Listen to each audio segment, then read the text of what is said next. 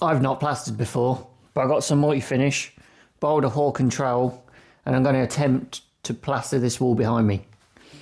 Let's see how this goes.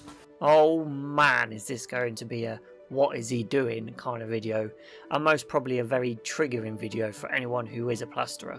I apologise now for what you're about to see. If you're new around here, we're Andy and Bronnie and we're currently renovating this 1950s ex-council house. Please follow us on our journey as we turn this house into our home.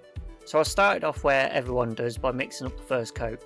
I didn't need the full bag for this wall, so I only knocked up roughly half the bag. Now, because this was my first time, I wasn't sure on the consistency the plaster had to be. If I was mixing up the full bag, it would have been a lot easier because it tells you how much water to add. Obviously, not doing this before, I didn't know what it was supposed to be like, except from kind of like a custard double cream kind of look.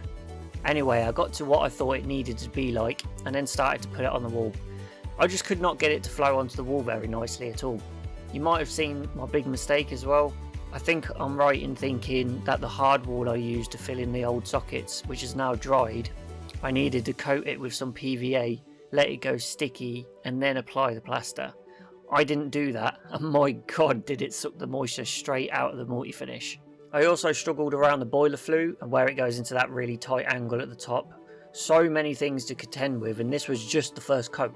Not to be a defeatist, I cleaned everything up and mixed the second coat, this one wetter than the first. I found this coat a lot easier to put on, so it makes me wonder if the first coat was a tad too dry to start with, but things like this is all little learning curves for me. All the mistakes I'm making here, and some of them bigger than others, will all help the next time I do it.